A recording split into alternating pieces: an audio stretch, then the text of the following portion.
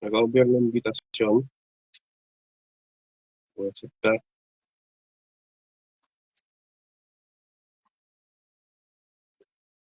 Ahora sí.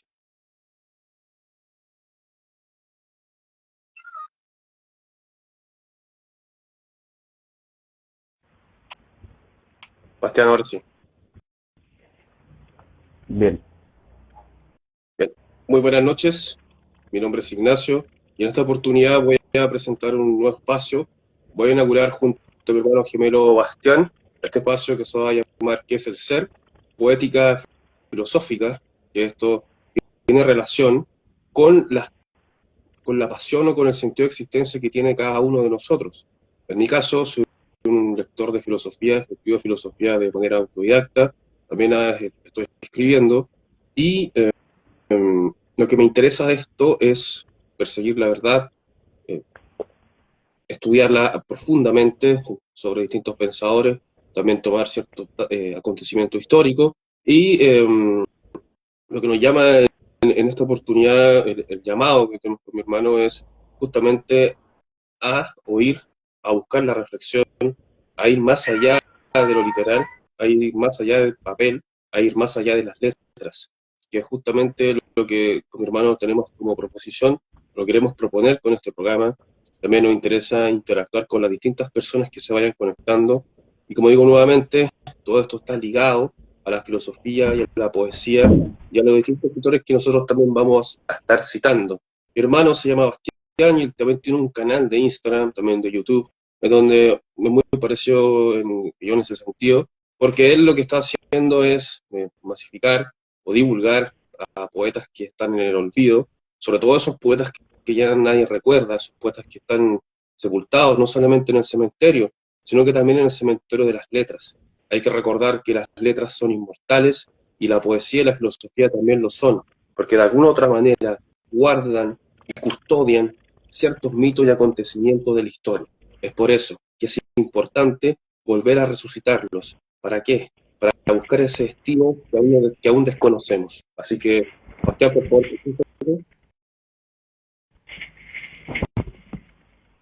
bueno, primero que todo, muy buenas noches. Ya sea que estén viendo en la transmisión en este momento o posterior a esto, y, y también agradecerte por la invitación. Me parece que es una idea necesaria la que tú estás planteando. Y para presentarme voy a decir mi nombre. Mi nombre es Bastián, me interesa la poesía.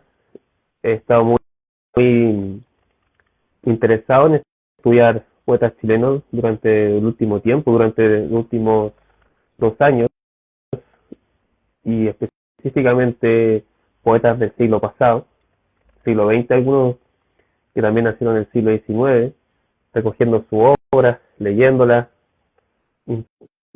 enfrentándome a las mismas también, visitando algunas tumbas también en el cementerio, buscando y recolectando material. Y por supuesto también me he interesado en poesía que no tiene que ver con Chile, ya sea poesía, perdón, de Estados Unidos, poesía francesa, poesía inglesa, en fin, española también. También escribo poesía, participo en algunas lecturas, estoy trabajando para poder editar mi primer poemario.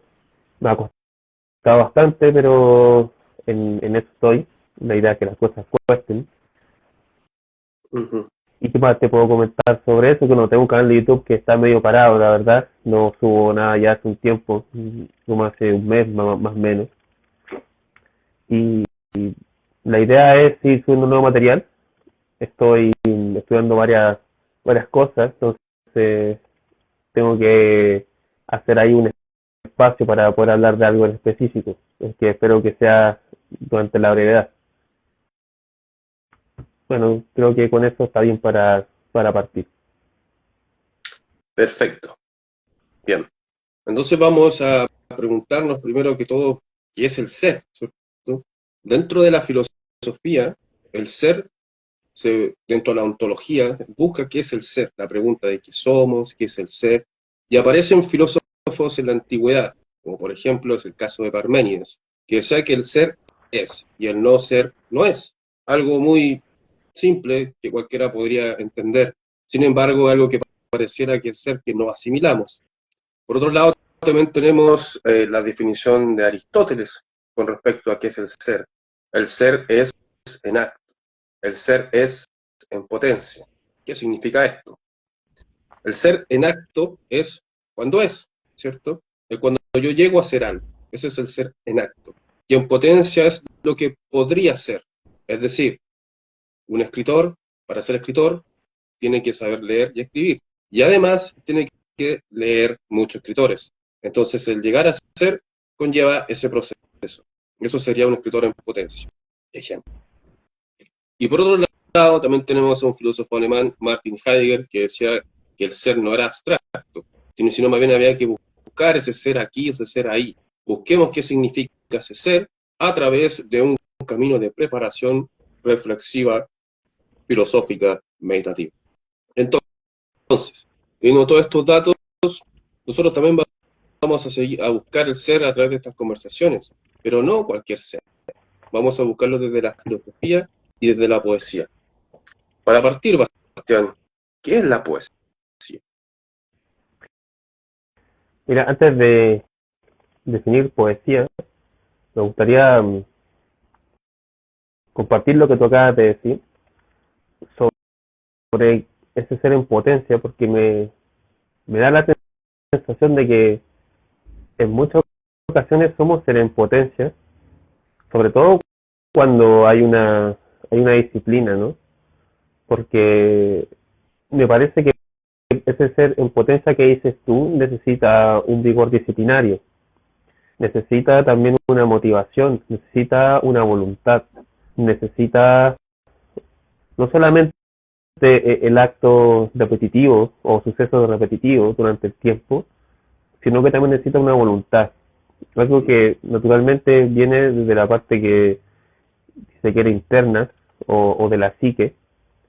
Tiene que estar ambas cosas bien que estén unidas y que estén alimentándose mutuamente para llegar a ser ese ser en potencia que dices tú. Poesía, que se traduce o se dice en griego poiesis, ¿no? Que es la creación, la manifestación.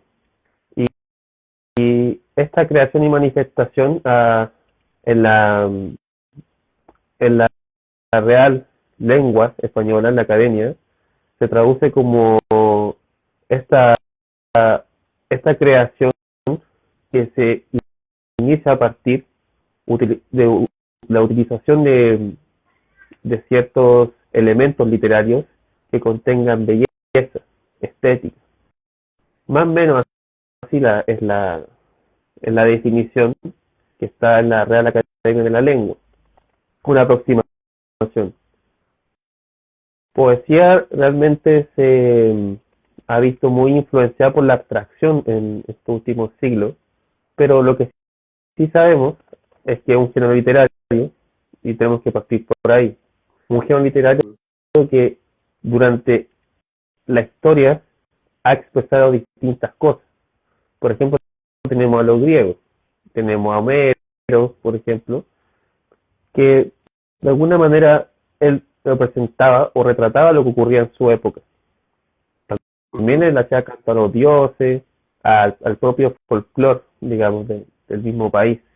Esto con el tiempo ha cambiado de forma rotunda y también cabe mencionar que justamente la poesía que menos se lee es esa misma, la poesía griega, la poesía italiana, por ejemplo, y también la misma poesía española. No se lee mucho o se lee muy poco y suele ser una lata. ¿Por qué? Por el lenguaje. Yo te diría en este preciso momento que poesía es lenguaje, en primera instancia. Porque para poder hacer poesía necesitamos del lenguaje naturalmente. No solo verbalizarlo, sino que también poder escribirlo. Pero ese lenguaje debe tener un contenido. un ejercicio que si se quiere llamar espiritual y no confundir espiritual con las terapias alternativas que existen en la actualidad, sino que tiene que ver con los estados de ánimo en donde tú puedes retratarlos, porque generalmente un estado de ánimo no puedes retratarlo porque es intangible, pero sí sabes que esas emociones se desprenden en tu cuerpo y eso tú puedes retratarlo. Y eso puede ser a través de un acontecimiento personal o puede ser a través de un acontecimiento social. Social no quiere decir político, no es un panfleto. Y cuando también te digo de este acontecimiento, generalmente y durante la historia, la poesía ha tratado temas que son particulares, como el amor, la muerte, ¿cierto? También están los cantos a los dioses, por ejemplo, que son cosas o temas que se han repetido durante la historia. Entonces, creo yo que la poesía, cuando se ha expresado, es o más bien cuando uno toma un autor, es de suma importancia entender cuándo escribe, por qué escribe y qué escribe, porque también recordemos que el lenguaje a veces se necesita trabajo para poder entenderlo. Hay muchos poetas que, dependiendo de la corriente que sea, por ejemplo, Georges Baudelaire y Stéphane Mallarmé son poetas simbolistas. Por lo tanto, hay que entender el lenguaje para poder más o menos comprender el significado de lo que se está diciendo. O en otro caso, por ejemplo, si leas Rubén Darío, que es un autor modernista, se trata que un tipo que le interesa mucho la forma, pero su contenido tiene relación con el amor, con el tema de la ensoñación que tiene con él mismo al encontrarse con su amada. Entonces hay temáticas variadas, pero lo que sí yo creo profundamente es que, al igual que tú me dijiste al principio del video, es que la poesía tiene que trascender el papel, definitivamente.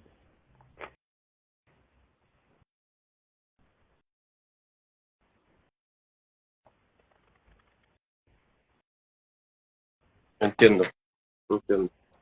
Yo igual comparto esa visión que tú tienes, porque me parece que, bueno, también responde a nuestros tiempos, ¿no? Donde estamos ahogados en la técnica. Entonces, finalmente, la poesía hay algo meramente estético, que no está ligado a algo espiritual, algo ético. Como bien sabemos, hace siglos atrás, la poesía representaba una época.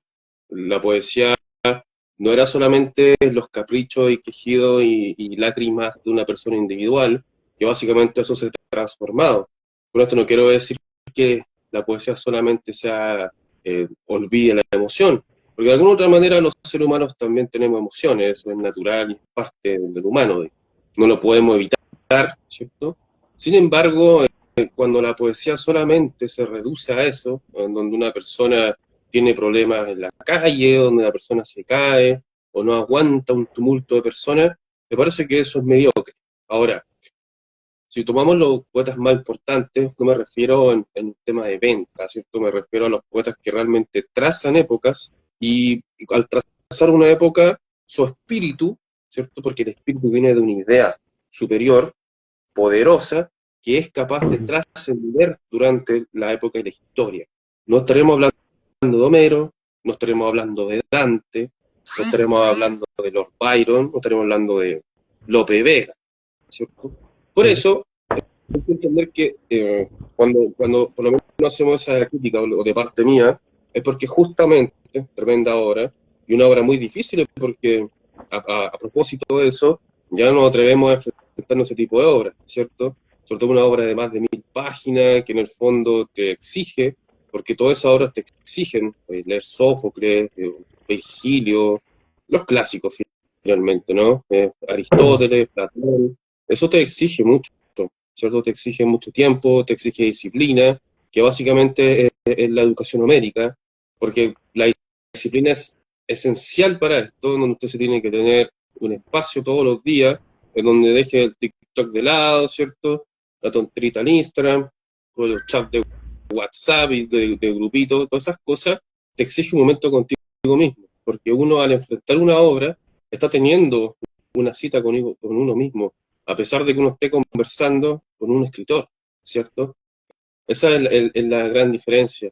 Y es por eso que justamente como ahora queremos todo rápido, todo inmediato, incluso hay personas que se atreven a decir que solamente necesitan una lectura para comprender un libro, lo cual delata la poca capacidad de lectura y nula educación y disciplina que tenemos como ser humano. Por lo tanto, todos estos escritores se ven completamente ajenos, se ven sepultados en nuestra época y nuestra misión de los dos rescatarlos y hablar de ellos. Es que ese tema, yo creo que ya a nivel de arte en el fondo, de donde la invitación es a hacer algo, ya ni siquiera voy a ser sencillo, sino que facilista, ¿no? Es decir, que sea todo fácil. Entonces, desde ese punto de vista, la idea es tener los recursos, la menor cantidad de recursos para tú poder hacer algún tipo de trabajo artístico. Y eso no solo se ve en la poesía, sino en los distintos tipos de arte que tú puedes, digamos, visitar en los museos, por ejemplo. Que básicamente ya no necesita herramientas, no necesita hacer nada más que presentar cualquier cosa. Y claro, mm, me parece a mí que, que mientras más se hace una democracia, digamos, con este tipo de cosas, es mucho más fácil hacer cualquier cosa. Entonces, que todos hagan poesía, que todos hagan filosofía, todos tienen derecho, pero olvidamos cuáles son los deberes. Y los deberes es, primero que todo, formarse. Y aquí estamos hablando, nosotros dos somos autodidactas, y eso lo quiero recalcar, no somos académicos, y lo digo con orgullo también, porque para emprender una búsqueda de este tipo, sin tener ningún premio tangible o, o monetario, me parece que es un acto heroico y de nobleza en estos tiempos, porque realmente yo me he preguntado muchas veces, ¿quién se levanta a las 7 de la mañana a leer Stefan Mayagüez o Dante Alighieri, ¿cierto? ¿Quién lo hace? ¿Para qué te dirán? Mejor dormir un poco más, mejor, qué sé yo, ¿cierto? Cualquier cosa. Y me parece que por eso que son aventuras heroicas y uno tiene que agradecerse a sí mismo de que está haciendo algo por sí mismo. Y que en el fondo esto no es por capricho, no es por aburrimiento, es porque uno está buscando algo. Y ese algo lo conseguimos, o más bien nos encamina a desencontrarnos también con otras cosas.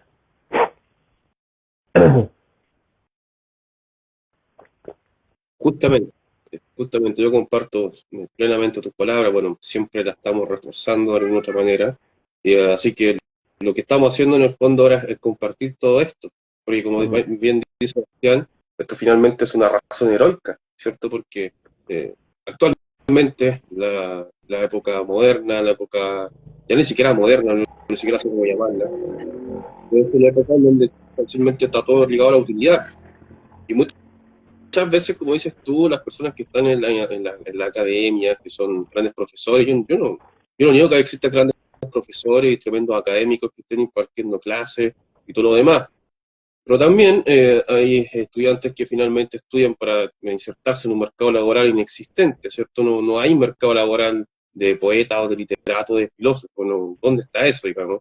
Sobre todo actualmente que incluso eliminan las horas de lectura de estas cosas humanistas de los colegios. Convengamos decir que está todo ligado al cálculo, a los negocios, digamos, a la administración financiera que responde un poco a nuestros tiempos. Por lo tanto, todas estas cosas se ven eh, ajenas, ¿cierto? Ajenas a nuestra sociedad. Y bueno, nosotros estamos también para rescatarlas, para abrir justamente esos caminos del bosque en donde también se puedan unir otras personas que tengan opiniones similares, intereses, y puedan compartirlo con nosotros, porque, por ejemplo, en el caso de la filosofía, que se habla mucho de la filosofía, pero detengámonos un poco. ¿Qué filósofos realmente se leen, cierto? Eso es lo que hay que empezar a comprender. ¿Qué filósofo uno está leyendo? Generalmente uno no está leyendo, no digo yo, cierto, digamos en general, no voy a hablar de una singularidad, sino más bien de algo universal. No detenemos a leer los grandes filósofos griegos, por ejemplo, que te dan una base para poder comprender los pensadores, ¿cierto? Si uno no ha leído a Aristóteles, Platón, si después no pasa por Descartes, probablemente no va Mm. a poder entender ni Heidegger, ni Nietzsche, ni Marx, porque los filósofos más de moda, los que siempre están, son filósofos que están los pesados, vienen en la noche tomando cerveza.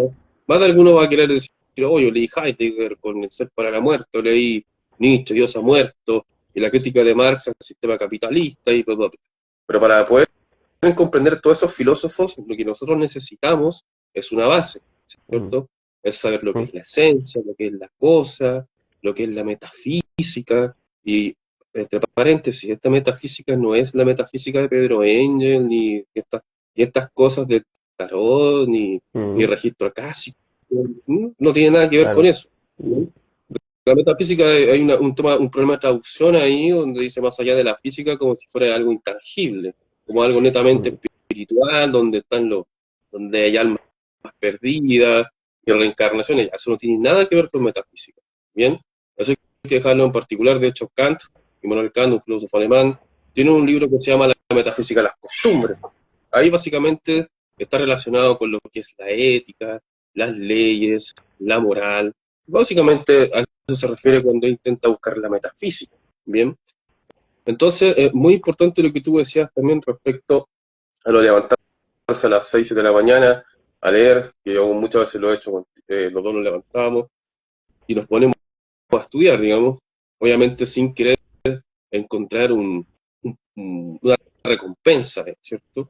No hay una recompensa monetaria en donde uno se va a ir a dar cátedra de esto, sino más bien, como dices tú, una disciplina, una educación a sí mismo, que básicamente es lo que reside en esta razón heroica, que no es de un guerrero espartano, ni de un guerrero medieval que se agarra con espadas, con otros tipos, ni esos bárbaros, ni nada de eso. Es algo mucho más simple, y bueno, lo simple tampoco es lo más fácil, pero es algo mucho más terrenal, digamos. Así que te voy a empezar a preguntar, Bastián, ¿por qué habría que leer poesía? Te respondo, mira, dame un minuto, ¿qué tal no es? ¿Sí? Pero lo que pasa es que tenemos varios gatos y están molestando y se empiezan a meter ruido. Es muy natural, es muy natural, muy natural. Eh, Están ahí, entonces, como estaban diciendo,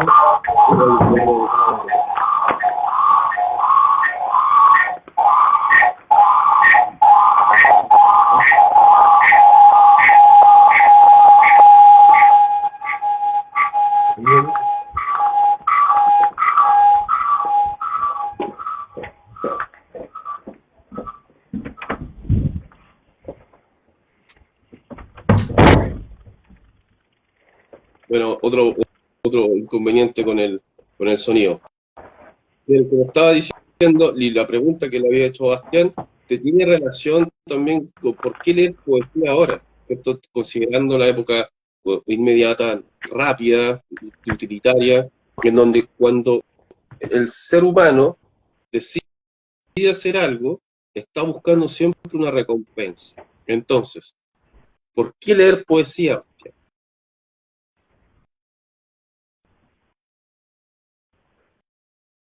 Es una pregunta que me hago muy frecuentemente. El por qué hacer esto.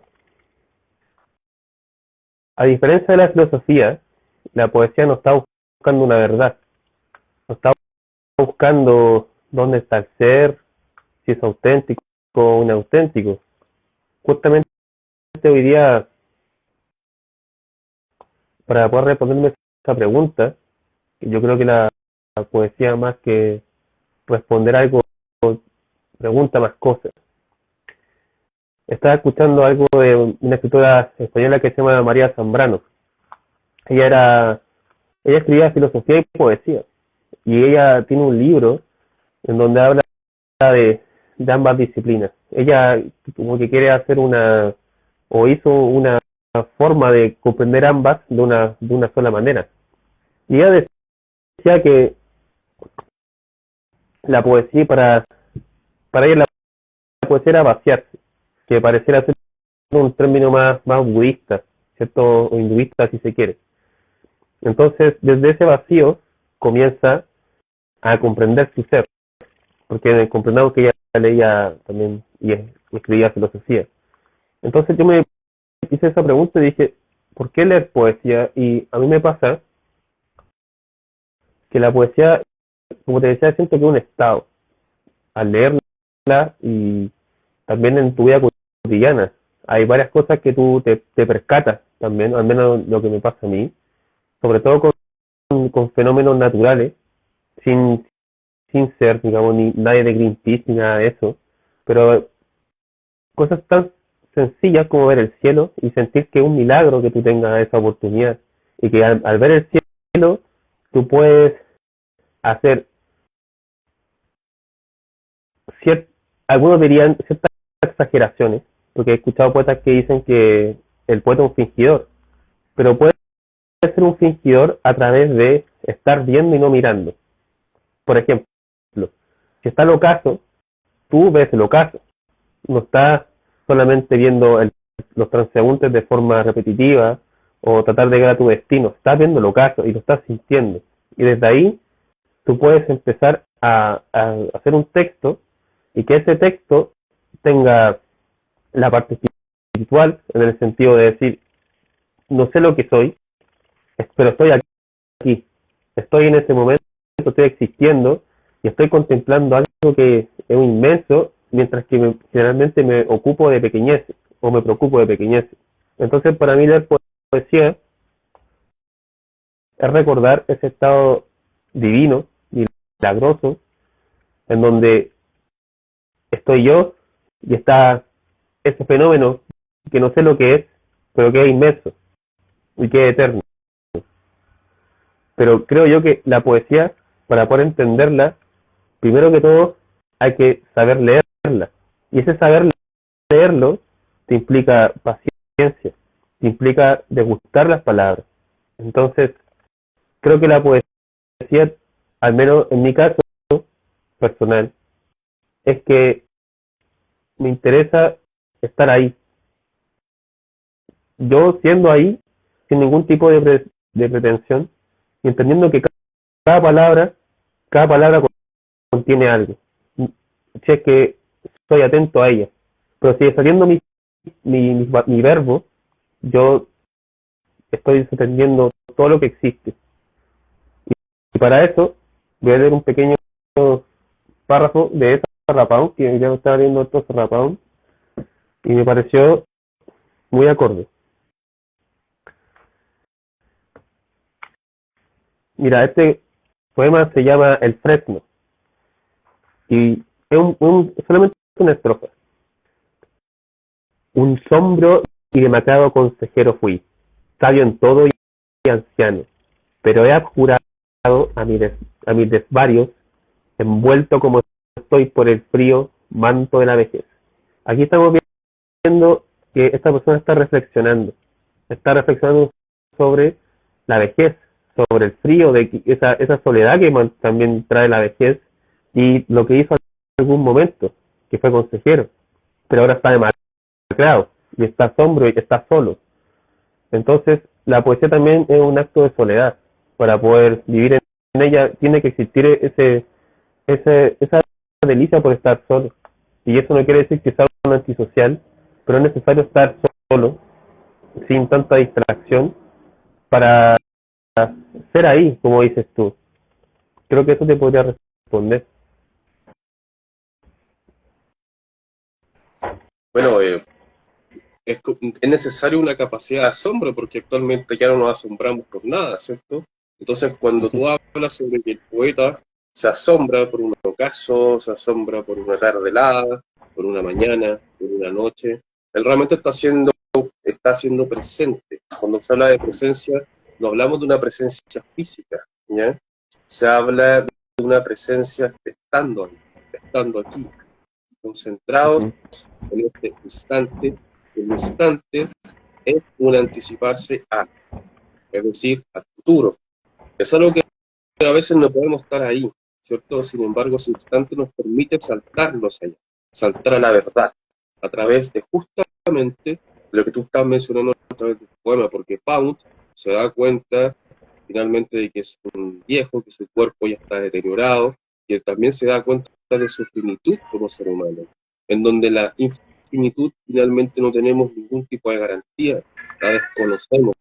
Conocemos o nos vamos dando cuenta o se va alumbrando esta cosa oculta, se va ocultando finalmente mediante todas estas practicidades o los dispositivos que se, que se van desarrollando y también se van divulgando o también se van masificando para crear seres que estén destinados a la técnica. Y ahí finalmente tenemos la capacidad de poder entrar en esos estados tan profundos, porque si bien la soledad y el silencio son necesarios al ser humano, Aristóteles también lo mencionaba en su metafísica, que todos los seres humanos queríamos saber, eso es algo inherente en nosotros, no es algo lejano, y curiosamente ahora en el vulgo, los profanos, prefieren mencionar de que eso es ser cuático, por mencionarlo de alguna manera coloquial, lo cual impide justamente la reflexión y acercarnos a lo que somos y a lo que desconocemos, porque muchas veces en lo cotidiano nos vamos perdiendo por la ilusión, por las imágenes que se van ni siquiera representando, sino que más bien se van imponiendo para que nosotros sigamos ese molde. Entonces, en ese sentido, la poesía te va acercando a lo perdido, y lo perdido es justamente el conflicto con uno mismo. Y eso es necesario también para ir conociéndose a uno mismo, porque finalmente uno, cuando se conoce a uno mismo, es un camino, es una forma de existencia, es una dirección, es una vía. No es que llego un día, me levanto y digo, me conoce a mí mismo, listo. No, eso no significa. Eso tiene a través de un proceso de estudio, reflexión, de estar dentro de uno mismo, lo que no significa, como bien tú dices, ser un antisocial y todas esas cosas, sino más bien obedecer a lo que somos. Y como dijo Nietzsche, lo más importante yo creo del ser humano es buscar quién yo debo ser, o quién quiero ser también. Están esas dos Claro. signas, ¿cierto? Porque que son formas de un poco hacer auténticos. Esa es la autenticidad que se está buscando. Porque lo inauténtico es lo que la masa impone. Eso es lo inauténtico. Y eso no te permite buscarte a ti mismo, sino más bien te fundes en la masa inerte, no pensante, sin reflexión, ¿cierto? Conciencias indeterminadas, que básicamente no tienen la posibilidad de reflexionar con lo que están viviendo afuera, con lo que la percepción de lo que está allá afuera. Y ese es el gran problema. Y a través de todas estas, te preguntan, ¿para qué hacer estas cosas? Es justamente a mi gusto, quizás tú puedes estar en desacuerdo o en de acuerdo, es buscar una razón que nos permita un poco ese desarrollo, ¿cierto?, de humanos, a través de estos procesos quizás hegelianos dialécticos, en donde van chocando estas contradicciones entre los seres humanos primitivos, que no le importa reflexionar, con quizá una persona que sí está reflexionando, está estudiando estas cosas, y a través de esto se van reconociendo entre ellos mismos para poder fundirse después en una universalidad un poco más razonable, más moral, si se quiere decir, donde vamos buscando lo que es la humanidad, ¿cierto? No el humanitarismo progre que se vende de discurso, sino que más bien es un acto, ¿cierto? Un acto que te permite una disciplina en donde realmente podamos volver a ser humanos, ¿cierto? Y aquí es el gran problema, porque nos estamos convirtiendo en nuevos robots, en robots quizás que están vendiendo sus imágenes a través de Internet, con esos momentos preciados que se venden a través de Estados Unidos y todo el imperialismo quizás anglosajón en términos de marketing, donde te venden una forma de ser feliz, el We Can Do It de los 70 Estados Unidos, o quizás también copiando un poco al I'm So Happy y todas esas cosas, como si fuera un estado permanente en donde el ser humano tiene que olvidar o tiene que desterrar todas sus emociones o la forma de desarrollo de este mismo para poder obedecer algo completamente mecánico, ¿cierto? Y es ahí cuando actúa la filosofía, es ahí cuando actúa la poesía. Claro, muchas veces se habla de que, oh, que son densos, que son dramáticos y qué sé yo, pero la vida es un drama mismo, ¿cierto? La vida también no solamente es hermosa, sino que también puede ser horrible, ¿cierto? Tiene esos dos matices. Y de eso nos vamos constituyendo como seres humanos. Y nos vamos olvidando de esas cosas que son esenciales. Incluso para entender cosas tan contingentes, por ejemplo, como la política, en donde los políticos venden un programa político, pero la gran mayoría no entiende de que ellos representan una idea filosófica, una ideología filosófica, ¿cierto? Nadie se detiene a pensar que son marxistas, o que son liberales, o que son progresistas, o que son conservadores. No hay una forma de comprender esto. Entonces, ¿qué te dicen? Infórmate, infórmate. O incluso está esa frase de Francis Bacon que dice: el conocimiento es poder, se ha tergiversado para decir la información es poder, lo cual es absurdo, porque él no hablaba sobre una información, hablaba sobre el conocimiento como el knowledge, de ese como americano o estadounidense, mejor dicho, que es un conocimiento mucho más profundo, una especie quizás de sabiduría que se ha perdido por tener más información, por recibir estos videos de un minuto de TikTok, en donde a veces están completamente equivocados, porque salen periodistas, salen expertos en guerras de Ucrania contra Rusia, salen expertos de Israel contra Palestina, salen expertos de política, y que muchas veces solamente atienden a lo contingente, ¿cierto? Y para poder comprender al ser humano desde la actualidad, nosotros necesitamos ir hacia atrás, necesitamos conocer el por qué estamos aquí, qué fue lo que pasó para desarrollarse o por qué estamos acá, ¿cierto? Nosotros no podemos conocernos solamente desde nosotros mismos, desde nuestro propio presente. Es necesario volver hacia atrás y buscar ese origen, no comienzo, digo origen, para poder comprender nuestro estado actual. Entonces, Bastián, ahora consulta, ¿qué poetas estás leyendo tú o qué poetas recomendarías? Cuéntanos un poco eso. Ya para añadir, antes de responder eso, me gustaría añadir que el acto poético o la poesía también es desnudarse, digamos, frente al papel. Además de seguir ciertas pautas, digamos, estéticas de escritura, porque hay varias formas de escribir, ya sean sonetos de estructura clásica, ya sean en un alejandrino, por ejemplo, hay sonetos que son isabelinos también, en donde cierta estructura del poema va cambiando. Entonces, por ejemplo, si se lee, digamos, el siglo de oro, está dividido en dos cuartetos, dos tercetos, hay una pauta de rima también, pero me parece que hay poetas que solo les interesa esa parte, digamos, la parte de la forma, en donde a veces el contenido respecto a algo más reflexivo no está presente. Puede decir cualquier cosa, pero está desde el punto de vista del fondo está bien escrito, pero no, perdón, de la forma está bien escrito, pero no tiene un fondo que te invite a una trascendencia o una reflexión, que naturalmente es muy válido. Porque como mencioné antes, la poesía ha cambiado durante el tiempo. Hay gente que escribe cualquier cosa, o es una especie de teatro de vida, que es una poesía, digamos, más moderna, o más bien más actual. No diría moderna porque la poesía moderna ya existe hace ya, me atrevería a decir 2 siglos atrás por lo menos. Pero lo que traigo acá son textos que he estado leyendo durante esta semana, que por ejemplo el Cántico al Sol de Sarah Pound, que es una antología, donde salen varios textos de varias obras que él escribió. Por otra parte está Las Flores del Mal de Charles Baudelaire, que es una edición cátedra, es bien completa, ¿cierto? Es bilingüe también. Walt Whitman, Hojas de Hierba, que este es un poeta estadounidense, en donde hay un poema que es Canto a mí mismo, que tiene muchas páginas, ¿cierto? Hay un tipo que escribe en verso libre, así que ahí a los académicos me gustaría tirar una crítica a él, porque naturalmente aquí no hay ningún contado de sílabas ni nada, es imposible que esto. O sea, es un texto muy largo. Y como dije, un puro poema tiene muchas páginas, ¿cierto? Y por otro lado está Rubén Darío, que es otra antología que de aquí tengo, que bueno, lo más conocido es la obra Azul de 1988 que se publica en Chile, ¿cierto?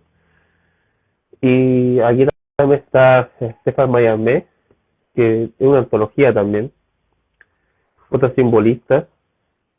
También aquí hay sonetos escritos que no riman, aunque hay sonetos que no riman también para que también dejarlo ahí en consideración, porque todo esto ha cambiado durante el tiempo, no hay una forma estática de escritura.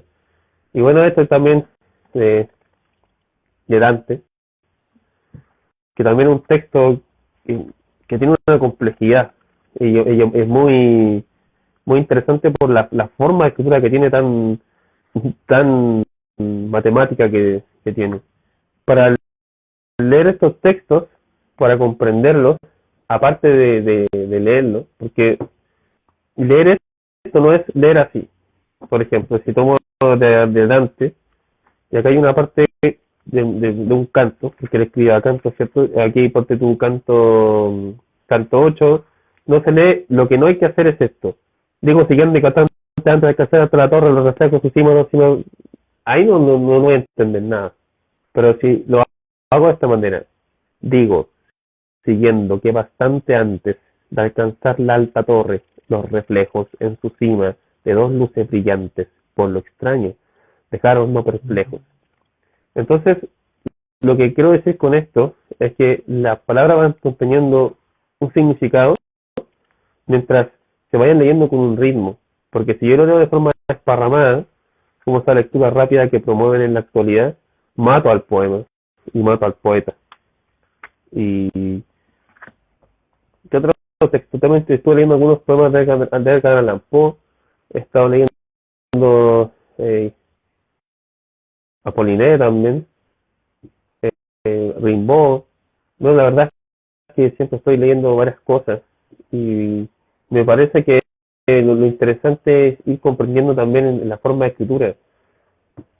Y no solo eso, también sino que enfrentarse a la obra y ver realmente qué quieren expresar estas personas.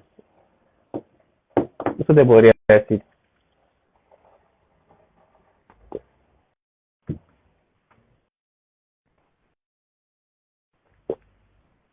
Perfecto. Bueno, yo estoy de acuerdo contigo. Bueno, siempre en esas cosas estamos de acuerdo, en otras no, pero en ese sentido creo que, como bien tú dices, es importante enfrentarse a la obra, ¿cierto? Enfrentarse a los escritores, y como bien tú dices, y que es esencial aprender a leer, porque de alguna u otra manera todos los días uno aprende a leer.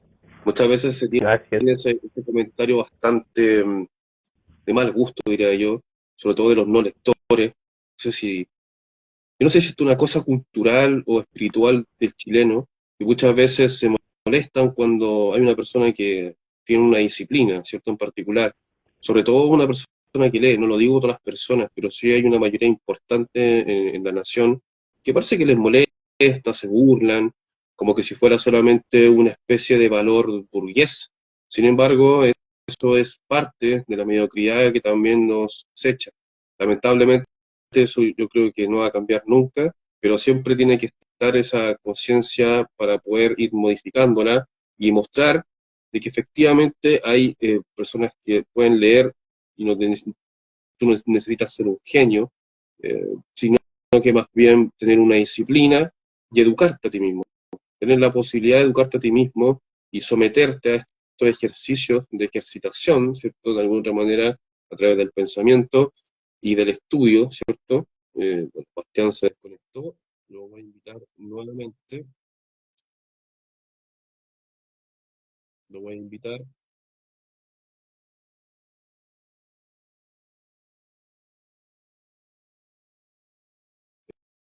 No sé si tú me ves, Bastián.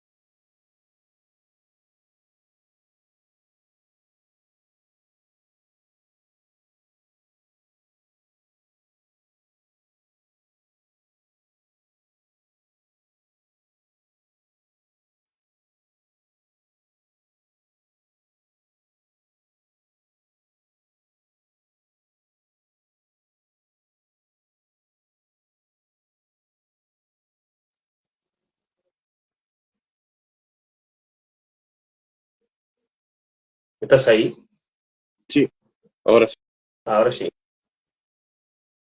Bien, como estaba diciendo, cuando uno se somete a esta lectura, ¿cierto? A estos ejercicios individuales, en el fondo es para poder conseguir esa educación y esa disciplina a través de la filosofía, la poesía, la historia, lo que sea.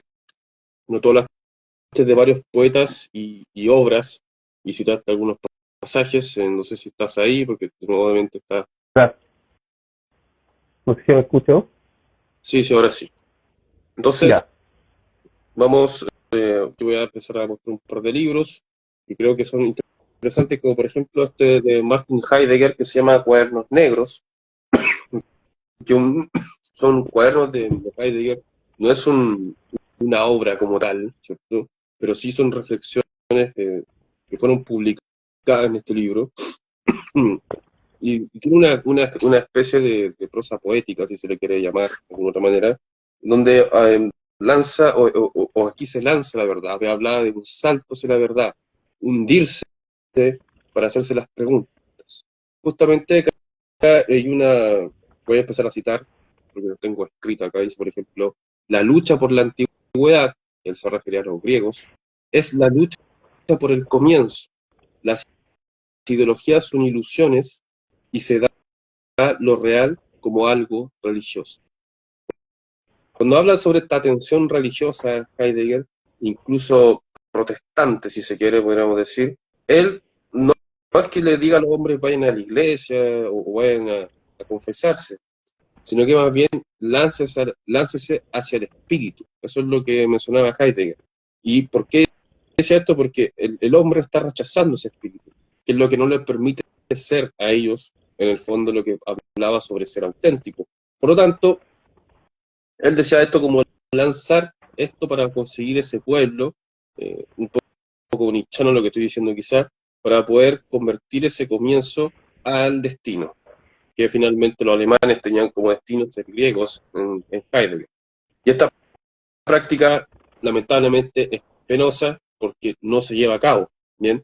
Está oculta, y Heidegger siempre hablaba de estas cosas, entonces, como bien tú decías, si yo tomo un texto y lo leo de esta forma, que digo, por ejemplo, pensar por anticipado hacia adelante es la misión de asumir la grandeza, reemplazando al mismo tiempo el actuar en el poder de lo ineludible e incalculable.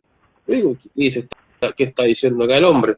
Pero lo que te está diciendo finalmente, cuando dice anticipar, anticiparte hacia adelante, es justamente hacia el futuro, ¿bien?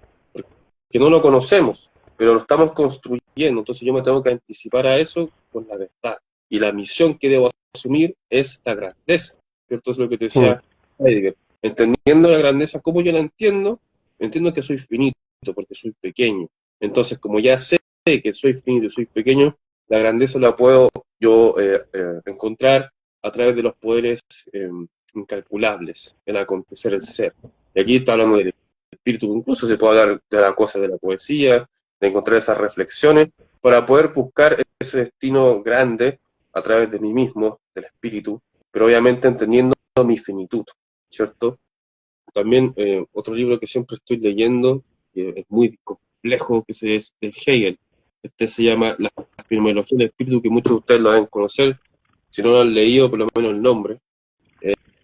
Esta es una editorial de Credos, es española, y es un libro que se caracteriza por su dificultad, le llaman que un filósofo oscuro. Ojo con esto, oscuro no porque sea depresivo y esas cosas psicologizantes. Volví en esa tontería. Cuando hablamos de oscuro es porque es difícil de comprender. No hay una claridad en los conceptos y ideas que se están transmitiendo, porque hay un desarrollo y un lenguaje filosófico que es un poco difícil de acceder si usted no está familiarizado, como dije en un comienzo, con los conceptos filosóficos griegos, aristotélicos, o Spinoza, si no leí a Spinoza. Entonces es muy complejo de poder llevar a cabo, o por lo menos de la comprensión. Y muchas personas leen Hegel y dicen, no quiero leerlo porque me encuentro que no es inútil o no entiendo y lo dejan botado. Yo no, yo le sigo el año pasado que estoy haciendo esto. Eh, Trato de leer Hegel, he leído textos complementarios para ir comprendiendo más o menos el proceso dialéctico que él un poco desarrollaba en esta obra, que es un proceso de la razón histórica del ser, ¿cierto? El primer capítulo hablaba de la conciencia, que es la conciencia indeterminada, la conciencia singulares, que finalmente responden a un solo ser humano, en donde este ser humano no tiene la capacidad de reflexionar y es primitivo. Esa es la conciencia indeterminada.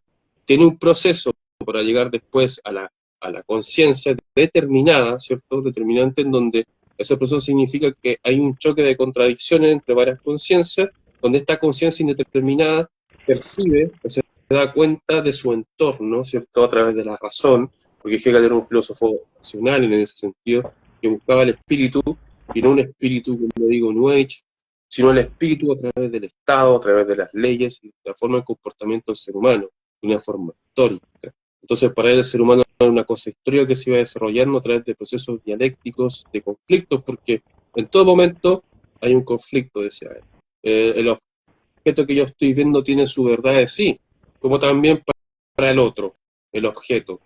El objeto tiene una reflexión sobre eso. Si a mí el objeto se me aparece, se me ofrece como algo, pero a la vez el otro lo reflexiona como otra cosa. Y a través de esas dos reflexiones, el objeto tiene una cosa determinada, ¿cierto? Yo sé que es complejo entender, tiene un idioma muy complejo, a mí me cuesta bastante, no creo que sea el único, me falta mucho por aprender, yo ayer lo leí, no te puedo decir que leí la obra completa porque a veces llevo el capítulo de la conciencia, otro que tiene la razón, otro tiene el capítulo del espíritu, pero una obra muy compleja que yo creo que más allá de ser hegeliano o no, a quien le gusta la filosofía tiene que leer Hegel, no puede ser indiferente, no lo puede ser, porque finalmente cuando hablamos de marxismo, Marx nace de Hegel. Sin Hegel no hay Marx. Eso es lo que hay que comprender. Y a propósito de las cosas políticas actuales, de la lucha revolucionaria, recordemos que Hegel veía a Napoleón Bonaparte como una figura espiritual de esta idea, de alguna otra manera. Entonces, si nosotros no entendemos a Hegel, o ni siquiera no entenderlo, porque podemos leerlo a Artoño y no entenderlo igual, pero sí leerlo para comprender un poco esta cosa política, ¿cierto? Porque Marx de ahí más o menos brota esta cosa de la lucha de clase, a través de esta dialéctica, porque muchas veces dicen, Hegel es tesis, antítesis, síntesis, eso no es nada, ¿cierto? Eso va mucho más allá de eso de Hegel, es una cosa que te dice un tipo que estudió Hegel y hizo un ensayo, ya entendí a Hegel. No, no es cierto, eso es muy vago, digamos, ¿ya? Además, cuando te dicen Nietzsche dice que yo había que matarlo, es una cosa así de ridícula. Y hay otro libro que también bueno, este libro también que es muy complejo, que es de La crítica de la razón pura de Kant.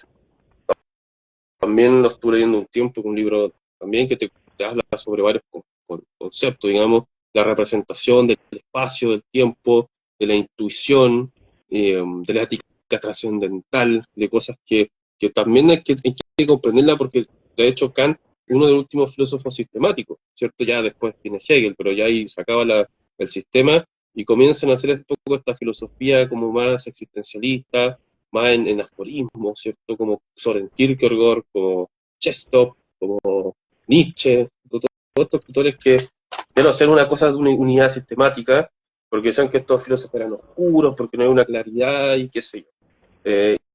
Y bueno, yo también hago videos en YouTube tratando de explicar un poco, reflexionando sobre esta lectura, y una de las obras que llegó para el cumpleaños de Regalo de Cookie, que fue esta tremenda obra, la Paideia, se puede apreciar que son mis páginas, de Bernard Jagger, que es un historiador alemán.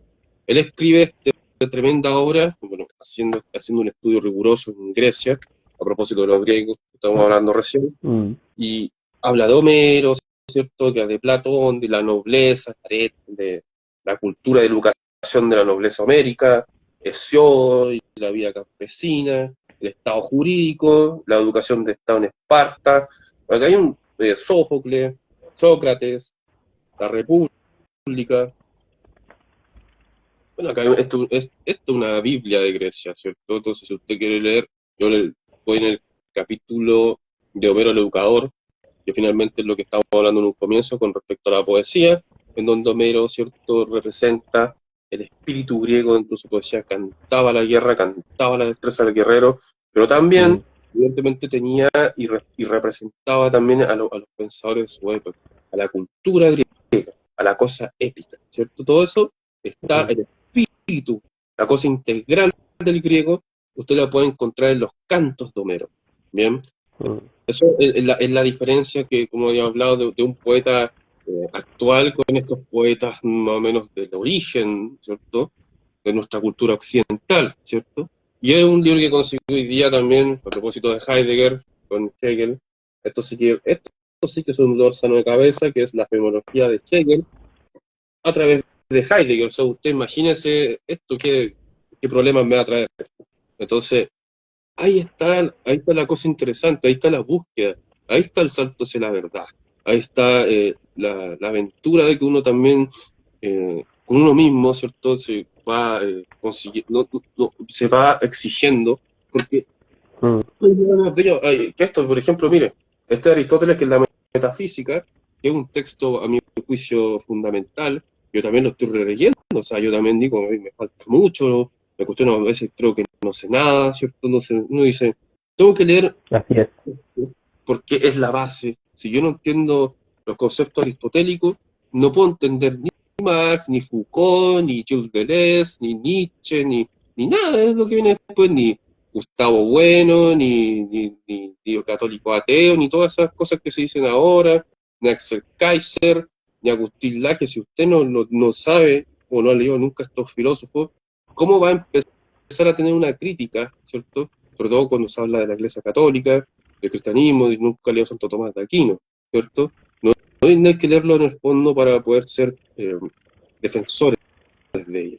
Se puede hacer en el fondo para no ser indiferente y que usted también tenga su opinión y se forme, diga, ¿sabe qué? Si creo o no creo, quiero esto, lo otro, qué sé yo. Porque lo rico, creo yo, de la filosofía y también de la poesía, tú después me vas a ver si estás de acuerdo o no, es que no hay dogmas.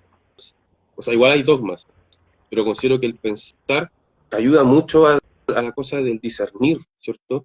A un poco ser escéptico, no el escéptico de esa cosa pasiva de decir yo no creo en nada, sino que más bien el escéptico tomando la búsqueda como una herramienta radical en la existencia para poder ir comprendiendo cada fenómeno de la existencia.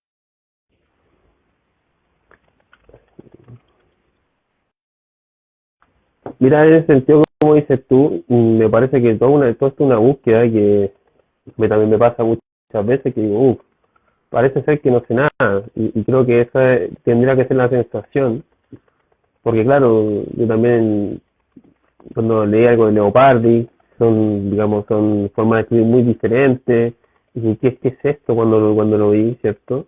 Y claro, en Chile, por ejemplo, está Juan Luis Martínez, tú también veo otro tipo de lenguaje que el tipo pregunta cosas, naturalmente ahí no hay contado de sílabas ni nada, pero Rodrigo Lira, también otro poeta chileno, pero el tipo tenía una propuesta innovadora, tenían una propuesta innovadora en su tiempo, y eso es lo que hay que comprender. En Chile también en la década del 80 se hizo una poesía política, que para muchos fue panfletaria, ¿cierto? O sea, tampoco había un escrito muy trabajado en muchas ocasiones, pero sí el mensaje era prometedor, porque había un mensaje político con el tema de la dictadura, pero a mí, más allá de andar criticando eso, me interesa en comprender por qué existían, ¿cierto? O sea, si hay gente que le interesa ese tema, bueno, puede leer esos escritos y sentirse identificado. A mí personalmente no me interesa una poesía panfletaria, política ni social, me interesan otros tópicos. Y me parece muy bien que existan todas esas variedades, todas esas diversidades, porque la poesía no puede ser un dogma, no puede ser una creencia estática, y me parece que quien dice eso está cometiendo un error. Así de sencillo, ¿cierto? Y hay otros poetas también españoles que no son, digamos, no escriben sonetos ni nada de eso, como Vicente Alexandre, pero el tipo tiene un fondo que a mí me llama mucho la atención, lo encuentro interesante, ¿cierto? Pero ya ese tema de estar insultando, que estás aquí, estás allá, me parece un juego infantil, ¿no? Y yo creo que uno tiene que leer todo lo que pueda, y, y todo lo que encuentra también.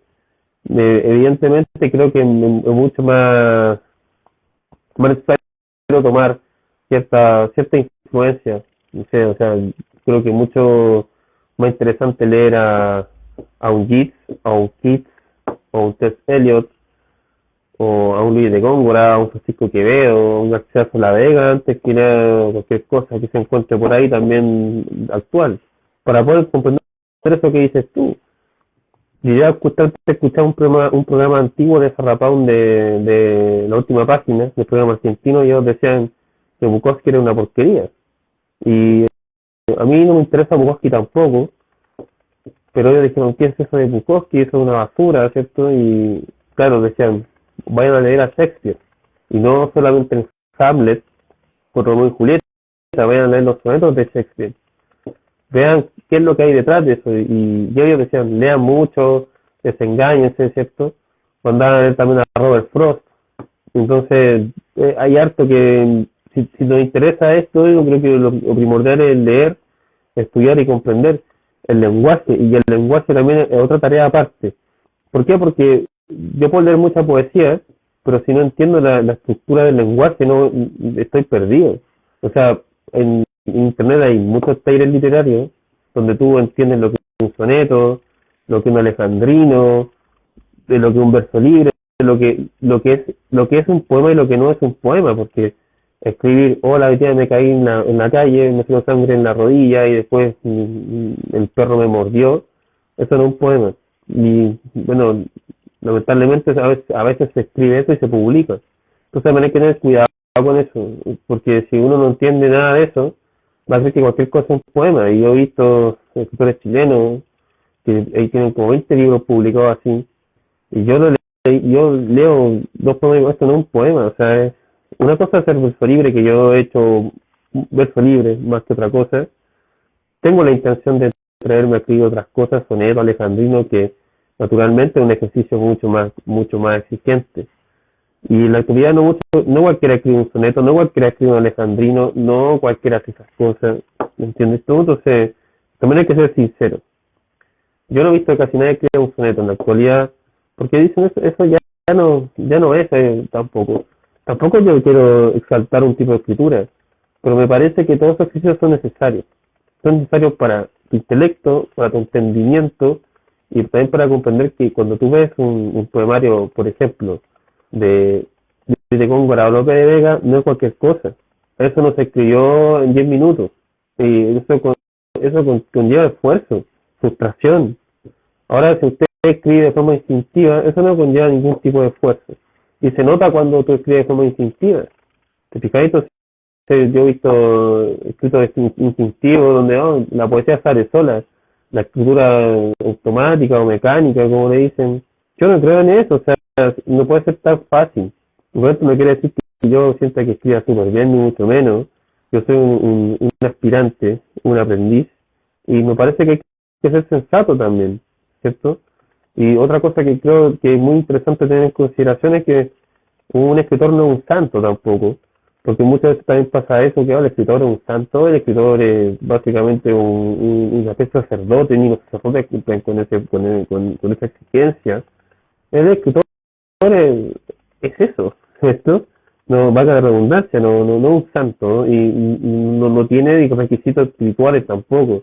¿Por qué digo esto? Porque, por ejemplo, el tema de Neruda, que se saca siempre en cara, que el tipo aquí y allá, realmente se lo sabe él nomás, ¿cierto? Pero me parece que hay que ir más allá de eso, hay que ir al tema literario. Yo tampoco separo la obra del escritor, creo que eso no se puede hacer. Por algo el tipo escribía eso. Ahora que el tipo o los seres humanos tengamos tropiezos con ciertas cosas, eso es natural equivocarse, ¿cierto? Eso no pasa nada. Eso tiene que verlo cada uno en su intimidad. Pero sacar a relucir ese tipo de cosas me parece muy bajo. Neruda, mira, sí, si se que es Neruda es un violador. Eso no es Neruda. Eso es lo que dice alguien de Neruda. Pero eso no es Neruda. Todo Neruda tiene unos escritos que son magistrales. O sea, si usted lee el Canto General, se va a dar cuenta, si le da la oportunidad. Yo he visto gente que dice, no lo leo porque es comunista, no lo leo porque es violador, son tonterías. O esa rapado no lo leo porque es fascista, o todo ese tipo de leceras. Me parece que son puras excusas nomás. Y solo para decir algo, ¿cierto? O sea, no, es un tal por cual, o Rubén Darío un alcohólico, echémonos lecera, ¿ya? Echémonos tonteras. Y otra cosa que creo interesante también es investigar ciertos orígenes, ¿no? Como yo te mencioné, y tú sabes, yo lo que más leí es poesía chilena del siglo pasado y me ha encantado bastante. O sea, yo leí a Boris Calderón, a Jaime Rayo, a Luis Omar Cáceres, a Abreu Larena, a Teófilo Cid, Enrique Gómez Correa, Jorge Cáceres, Estela Díaz Barín, Rosa Cuchaga de Walker, entonces María Monbel, fue una cantidad de escritores, Diego W. Urrutia, Víctor Domingo Silva, y voy ahí comparando también el mensaje. Me llamó mucha la atención de Víctor Domingo Silva, un tipo muy patriótico, ¿cierto? Le hace canto a la bandera, y hay cosas que quedan en la historia también. Un Pablo de Roca también, un tipo que expele fuego y escribe y escribe. Me gustaría saber que diga un, una oveja al soneto a Pablo de Roca, o a Nicanor Parra, o a Armando Uribe también. Hay hartas cosas ahí que no se tienen en cuenta, no Eduardo Anguita, a un Humberto de la Casanueva, a un Rosamel del Valle. Yo creo que hay mucho que leer, y creo que la instancia de este video es invitar a pensar, a reflexionar, porque la poesía se hace con reflexión, no es un puro instinto. La poesía no es un instinto animalesco que sale y lo escribo y soy poeta. Eso no es. Sí, eso no es. O sea, eso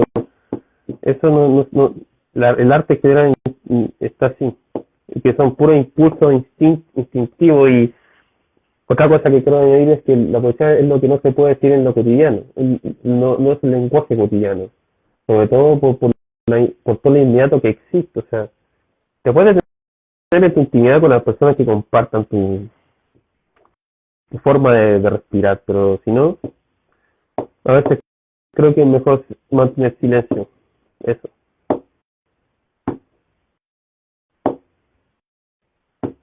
Tremendas palabras, Bastián, las comparto al 100%.